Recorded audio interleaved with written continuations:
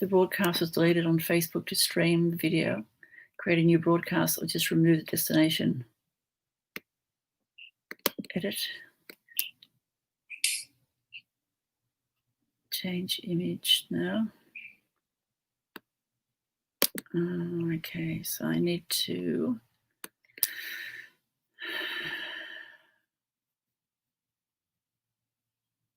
scheduled. That's right. Well, it's still there. I don't know what's going on. Anyway,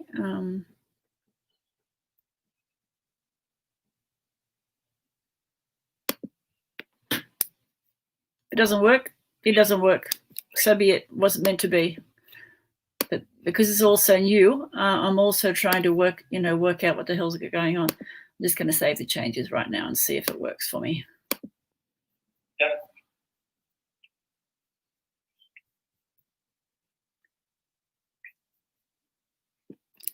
Hi, everyone. This is Evelyn Olivares. Welcome to Property Matrix.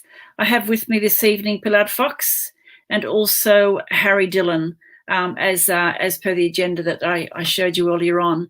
So we're streaming live on Facebook, and we're also on Zoom. So for those of you who might be on Zoom, just let me know everything's okay. I'm just going to go over to Zoom now and make sure that that's all good. I'm sure it will be. There's no reason why it wouldn't be. Yeah, so everything should be fine. If you've got any kind of feedback for me, guys who are watching, just you can send me a chat in Facebook Live, or you can send me a message.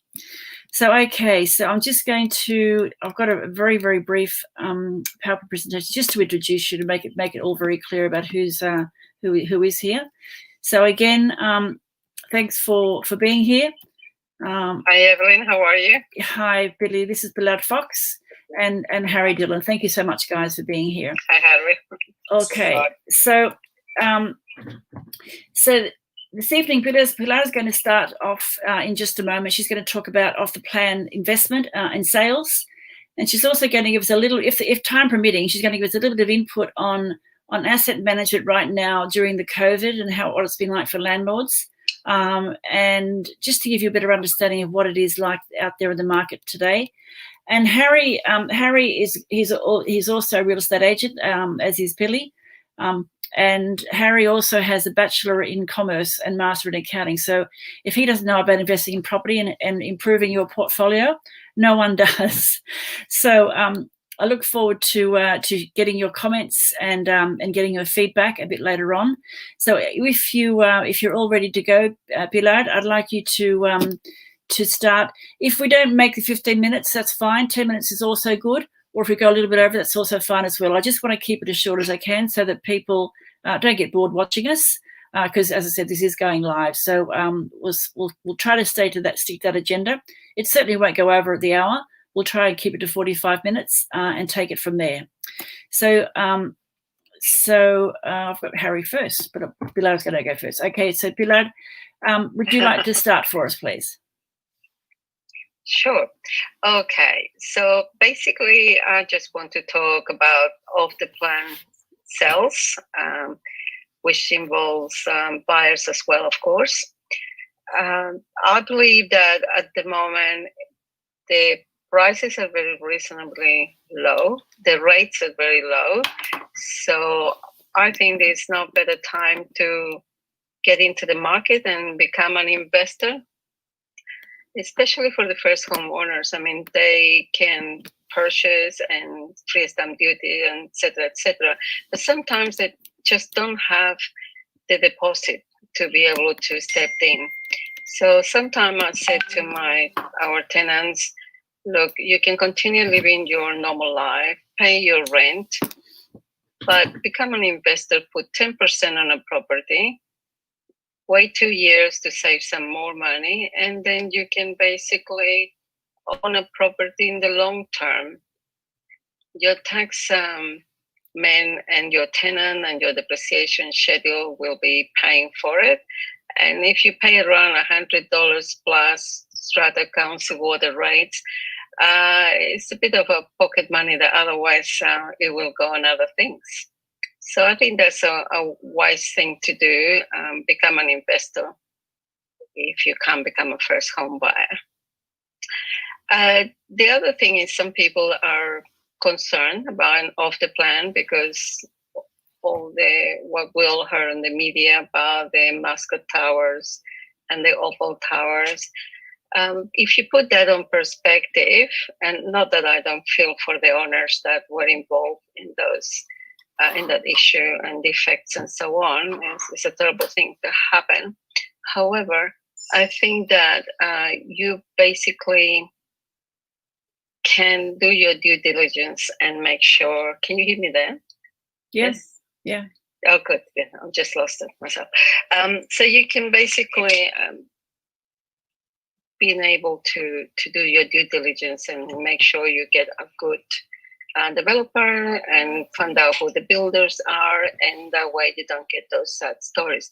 But if you put that, as I said, in perspective, and you see thousands of buildings going up every year, if you can count two big issues, two towers, in that perspective is not as many. It's not like the whole of the plan industry is in a bad shape or anything. It happens, and it hasn't been happening for many, many years. And yes, I mean, but if you do your due diligence, you should be able to find a good developer. Other than that, there is other types of developments that people are turning into it, as well as some investors.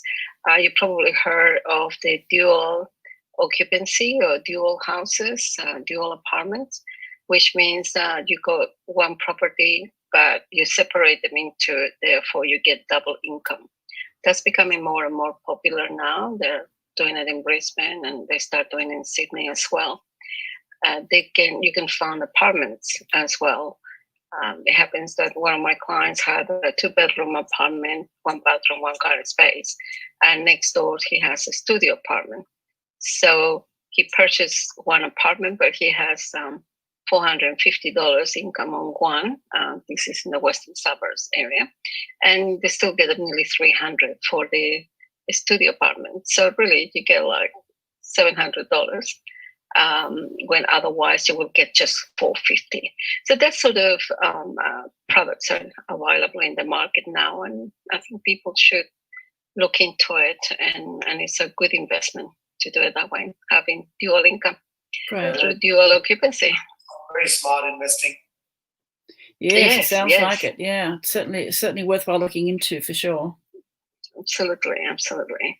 And as I said, with the new government guidelines, people who are concerned about buying off the plan right now, the government has put those guidelines in place after the Opal Tower, and I think investors and owners are more protected, and developers and builders will become more accountable, as well as the certifiers, where it seems to be the main issue in those things. Cool. Approving. Yeah. Fantastic. So I think that it's becoming more and more popular. In regards to the rental market, it's not the best. I think the sales are going a little bit better, but I think we have to become a bit more creative, a little bit more innovative in the way that we present these apartments. In our company, we've been reviewing all of the photos and made the photos look really attractive. Sometime for $289, you can take good professional photos, put some virtual furniture, and have a floor plan in place. So it would be more attractive to see an apartment that is nicely done rather than an empty, dark sort of apartment. So we're doing that. Obviously, price is a big issue. I think most of the owners have come on board and realized that the market is what it is, and they have lowered their prices. And it's a lot of competition. As everybody knows, we don't have the students, we don't have the migrant workers coming here. And so all the areas close to the CBD have been impacted the most. So areas like Pyrmont, Ultimo, and the city itself, Okay. they they experience high rates of vacancy at the moment. So price, a bit of innovation, and some other strategies can be like giving them a 1 week rent free or 2 weeks rent free. I try to leave those at the last, as the last resource, but it all depends, of course, on how many weeks of vacancy you have. Yeah. Other things, for example, if the apartment doesn't have air conditioning and you got another 10 that will have, that's a tough competition. So I'll suggest to the owners, can you spend $2,000-3,000? We put an air conditioning, and then nowadays, especially now, for example, coming into summer, it's very hard to lease apartments without air conditioning. So you look into all those little things that can improve and trying to get apartments rent. Hopefully it won't last too long. And from here to 6 months, we are in a better shape. But as you know, properties are a long-term investment, not just 2 or 3 years. We'd have it, but I don't think it's going to come back for quite a while. Great. Thank you, Pilar. That's really, really interesting. You're welcome. Okay.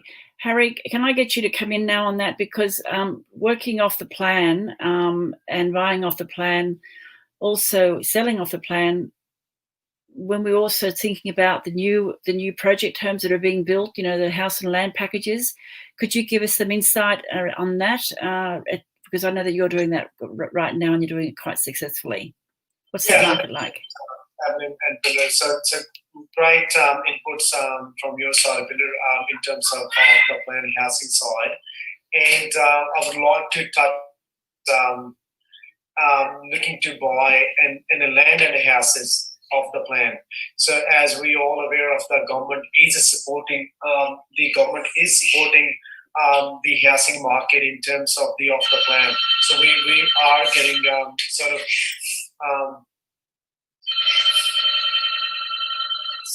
It's okay, just keep going. So the government is supporting sort of Australian housing market, the nationwide. So we basically the home builders grant. So what growth we have seen in the northwest of Sydney and the southwest of Sydney. So having the major infrastructure is being planned by the government, and due to this pandemic, so everyone was scared very initially. But over the time, that due to those incentives, due to those home builder grant, the confidence in the buyers is huge. Because everyone trying to secure those properties before 31st of December, because that's when the home builders grant is ending. So what that the grant means to the first-time buyers, so they basically be getting $25,000 towards their home if they're buying a property under $750,000 both house and land. That is something I have seen the huge market activity since that's been happened.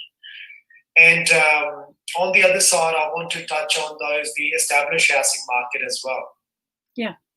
So basically, so due to this uncertain time of pandemic, so we have seen that decline at the very beginning, and but after, because all of the prediction was coming, the Australian housing market going to drop 30%, 40%, 50%, but nothing likely that happened. Basically, we have seen the investors, the first-time buyers, the people who's downsizing or upsizing. They have found I think they found this is the best time to do those sort of transactions, because in the pandemic, everyone is switching, everyone is selling, everyone is buying. So these smart investors, these smart people who want to build their property portfolio or getting into the market, so they are basically securing their properties. Or in terms of selling side, so people are getting really good bargains out there, and the vendors are very lenient with accepting the offers as well. So they are letting the properties go. They're not very fussy about holding those properties for long. The properties in the market is not taking more longer than it normally it was. And also there is another area I want to touch on the selling perspective is the off-market sales. So a lot of vendors, they are preferring to sell their market even before they list it. because that saves them the time and plus the marketing cost. Yeah. So and also there's a number of buyers, they're looking for that sort of deals as well, off market deals. So because they don't want to get into the competition with the other buyers. So what I encourage you, all the buyers out there, is to be in touch with your agent in the area you're looking to buy a property to hit that property before even they list in the market. So I think this is the perfect time to secure a home. Either you're upgrading or you're transitioning from any strata property to an independent house. I think this is the perfect time to secure those sort of properties. Yes, I agree, Harry. I think it is a great time, and whether you're buying it established or whether you're buying off the plan, whatever it might be, the market is open. This is a great opportunity, I think, right now. Huge interest from the buying perspective. Great activities has been happening.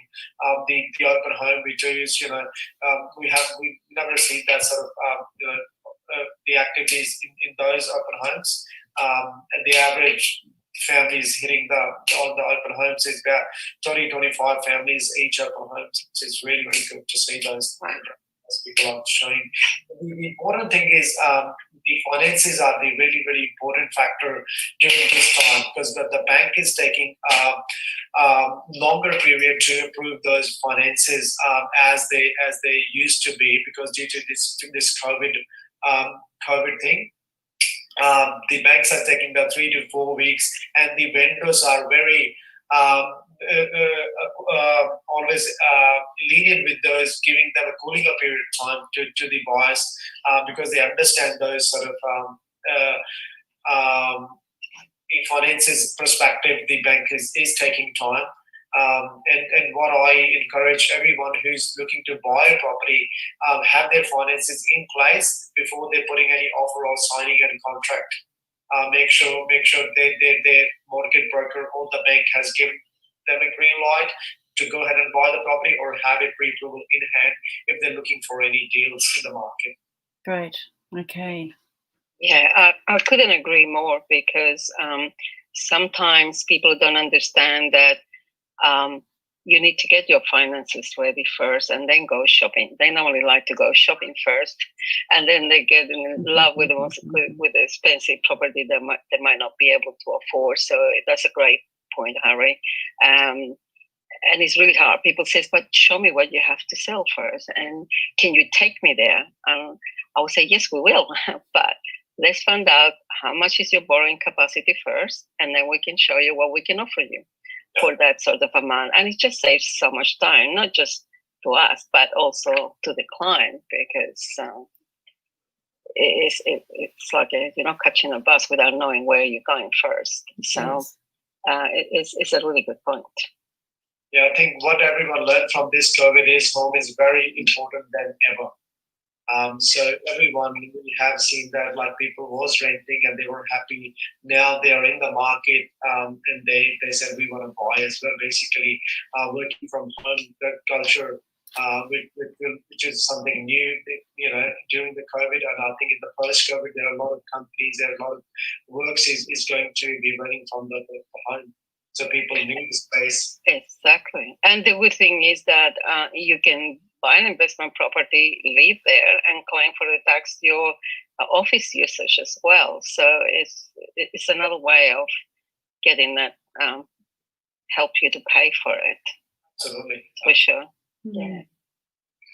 Yeah, and I like the idea of that that dual housing in the one property. You can generate an income. You can, if you have a big enough land, even if you have an established home. I noticed around the West Pennant Hills area, there's a lot of properties now got granny flats. Yes. Yeah, it's really taking off. And if you look at the inner city, I mean, the blocks of land are like 200 and 300 square meters. Out here we've got blocks of land around 1,000 and more. And so, you can comfortably live in a smaller, space. And there are niches like that everywhere as well.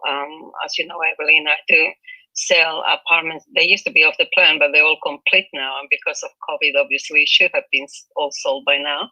But we still have a bit of a stock left. And I'm selling this in Liverpool at the moment, and they're amazing. Like, you have two bedrooms, and one car space for around 540, 550,000, and it's so close to the airport, the new airport they're building, and the infrastructure is enormous. So now we're getting tenants, we're getting buyers in the West.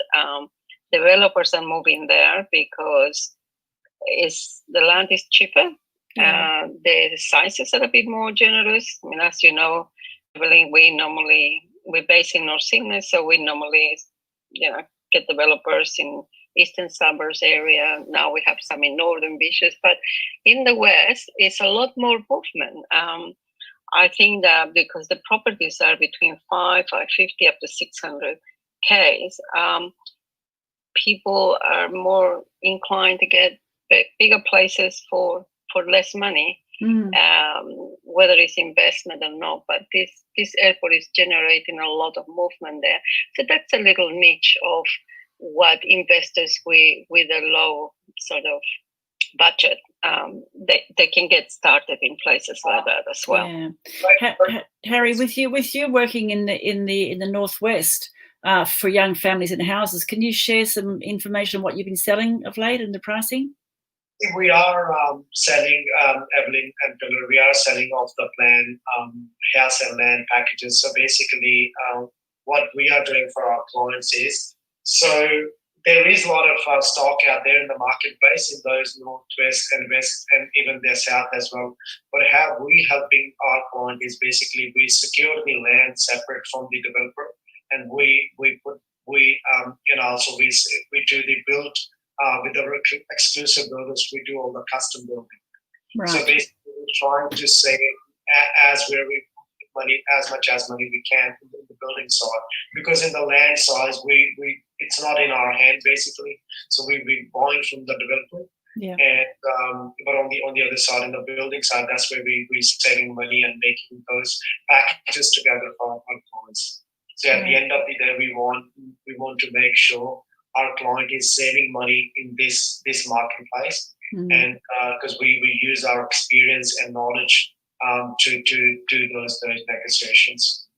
Beautiful. Okay. One other thing that I would like to add is that I have quite a few clients on the pipeline, sort of thing, so to speak, and they still waiting. They waiting for the prices to come down, or first was it because of the first JobKeeper now in September. Now that it's been postponed to March, let's wait till March, and they just keep waiting and waiting. And I'm thinking, as you say, Harry, and plus the things I have seen, there is good prices and lower rates to get in today.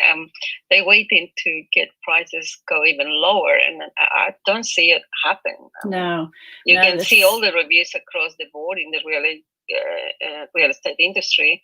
Everybody's saying like, yeah, the prices are a bit established, especially in the sales, not so much on rental, but in the sales. And how can they go any lower? So vendors rather put them. Take them off the market and wait themselves. So if for those people out there that are waiting for something, I will say you better hurry up. You don't wait. Yeah, exactly. When the borders open, and there are rumors. I mean, I don't know, conspiracy theories that when the borders open, is people that, for example, in Hong Kong, they would love to get out of there and come here and buy. They're coming with a lot of money, so if they don't want to see to repeat what happened, and the first home buyers, they're going to be left out of the market again. Yeah. So you can buy now, buy cheap, low rates, and you don't have any competition. Wait a bit longer, open the borders, and it will be a lot more competition. So absolutely. Take advantage of it. There are a number of factors that will drive the market post-pandemic. One of the thing is the immigration. So we're gonna have a big hit to the immigration. Absolutely. And also people being, the Sydney-siders living in interstate, like living in Victoria or Queensland, they're all moving back home with this sort of uncertain time. So they're all moving close to their families. I think that will bring the strong market, up as well. Yeah, and we are one of the safest country in the world. So I think there's a lot of people wanting to come and live here. The city as well. Yes, yeah. I get a lot of feedback. I've got a lot of clients up in the Ballina Byron Bay area, and I was there recently doing some training with them, and they were saying that they're getting a lot of Sydney folk, a lot of young people who would ordinarily stay in the city, are saying, you know what, I'm out of here, and they're going north. It's close, to Byron Bay and Ballina, because they've got some great lifestyle. They can all work from home. They all know that now. The offices are allowing them to do that. And Absolutely. The prices in that area haven't dropped. In fact, they have, stabled and increased. So we have statistics about Byron Bay going absolutely bananas with prices and all that. It's a big influence. The market's going really hot at the moment. Great. Yeah. Okay. Thank you, Harry. Did you have anything else to add? Did you want to do that now before I take over again? The one thing I want to add is the transition. What I'm seeing in the marketplace is the people who've been living in the properties, say about apartments, townhouses, or villas from last 5 to 6 years, and they are the one also in the marketplace to get those advantage of home builders grant. Because there's no restrictions. If you're a first-home buyer, second-home buyer, or third-home buyer, you can still eligible to get that sort of grant. So I've seen that activity in the newer house and land size as well. That sort of people, that sort of families, they are switching from those apartment, townhouse, or villas to independent houses as well. Because initially they was not looking to do that because of the stamp duty factor. Yeah. So now having that grant in place, that can reduce the sort of stamp duty. So they are also looking to buy as well as the first home buyers. Okay. That's two type of buyers in the market. So the one who's doing the transition from the upsizing, and the one is the first home buyers in the housing market. Yeah. Harry, can I ask you regarding the stamp duty? There are talks about, and I think probably more in Brisbane than here, but there are talks about getting rid of it, or the government getting rid of them, and then charge them on a yearly kind of rates. Do you think that will be a good thing to get people foot in the market if they don't have enough money to get started? 100%. I think what's been holding people to buy an investment property or buy a second home is the stamp duty has been a biggest factor. So the government will come and help in these sort of during this uncertain time with the stamp duty pause. I think everyone will have a confidence to buy. Yeah. I think if they get rid of them, you will see a lot more activity. Ask them for a while and get everyone in during this time. I think that will be great help from the government side. Yeah, I couldn't agree more. Great. Okay. Thank you, guys. And I think what's happening here with COVID, in the world, globally, we're looking at. We're all on a level playing field now. All right, level playing field. Yes, some of the investment, the best properties, the rental has dropped, but it had to. We got to the stage where it was quite exorbitant for renters to find property at a price that they could afford. But with the COVID, I think regardless of whether you're a buyer or a vendor, COVID has allowed us all to take a step back, take a breath, and just observe for a while. It is nothing better than just observing the market and observing your environment. What has happened as a result of COVID is a lot of people. There's a lot more opportunities out there for different people, and technology has improved. And it's been used. It's been amazing at how it's been used right now in real estate. So when we talk about the methods of sale, we all know the traditional methods of sale are private treaty and auction, of course. So the private treaty and the auction, similar. The only thing that's different really is on the most basic level is that we have an auction date, which is typically 4 to 6 weeks from when the listing we start marketing. In order to try to sell the property, there's often a lot more marketing involved in that. Private treaty, people just come to see their property and they make an offer, they come back. But at least with auction, there is a cutoff point. They must make a decision before that date, which is what's been happening traditionally. We all know that now, there's no more open for inspections as such. The inspections are by appointment only because of COVID, and we don't know when it's going to change. So we have to adhere by those guidelines. But it's still, people are still looking. With today's technology, we've got videos now. People don't have to necessarily go and see the property until they see the video. They do a walkthrough online, and then they can go and, if they're really interested, go and see the property there physically, which is great. There is a third method of sale now, and this has been going on. It's been going on actually for 4 years. It's hit the New South Wales market in around about October last year, 2019. And it's online sale of property. Now, since COVID, there have been a lot more players come up into the market like very quickly, okay, which is a good thing also. But what happens in when we're doing auctions online, it's very different. Some people say, that sounds like it's a bit like eBay. Well, I guess in a very basic sense, it might be, but it's a lot more than that. What happens with real estate agents, very typically, the vendors and the buyers don't always trust what the agent says, because you're a real estate salesperson. Can I trust you? Well, of course, that will depend on you and the agent that you're working with. But with an online auction, you have transparency the whole time. You stay in control. It's your property, or it's a property you want to buy, regardless of which side you're on. But this is the latest innovation in real estate sales. I found this back in 2019, around about October, so it's 12 months now. I loved it so much that I actually learned how to use it myself. And I've been training agents, and I'm the auctioneer for a number of agents now, and doing the auctions online. It's a hybrid.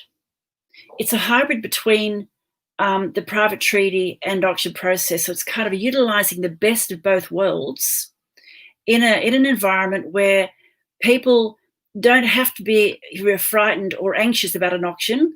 They can see exactly what's going on in real time once they have joined as an observer or as a buyer. They know exactly what people are offering on that property.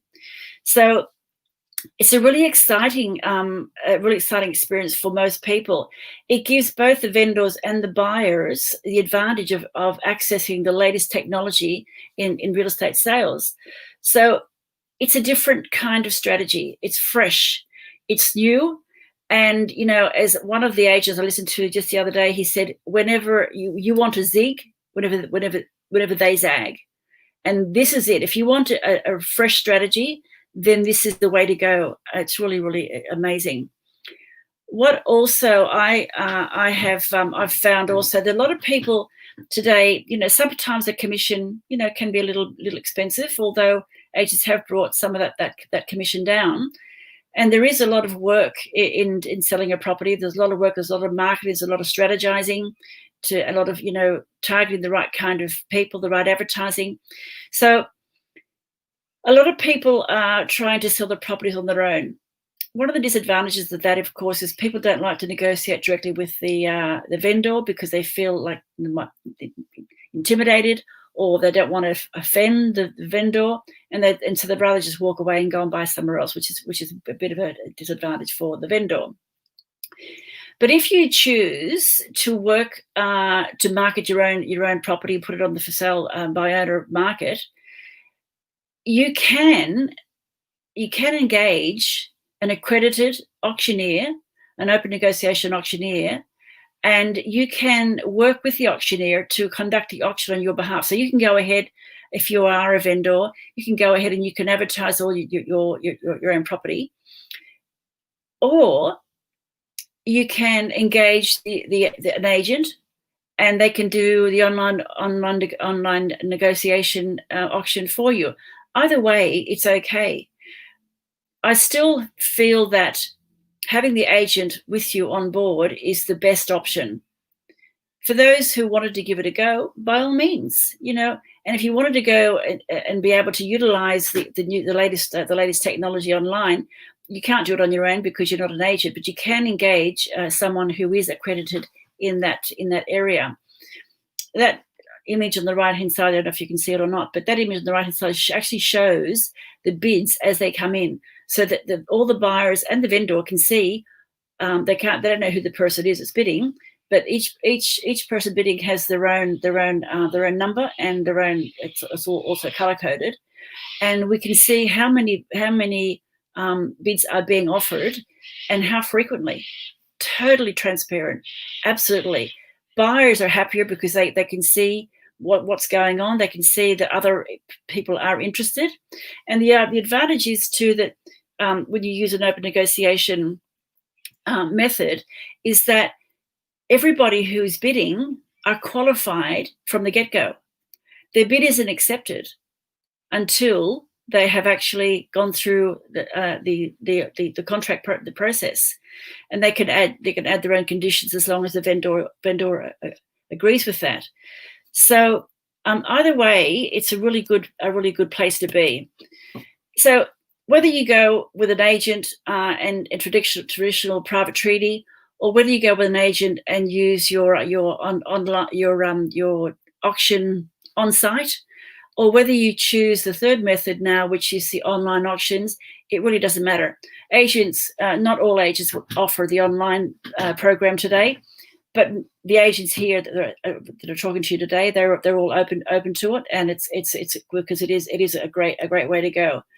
So really, if you are interested in anything that the guys have spoken about tonight, if you're listening either on Facebook Live or on Zoom, or if you've been referred to this video, you're welcome to give us a call. All the details, of course, I showed you earlier on of how to contact Pilar and Harry, and of course myself. We have another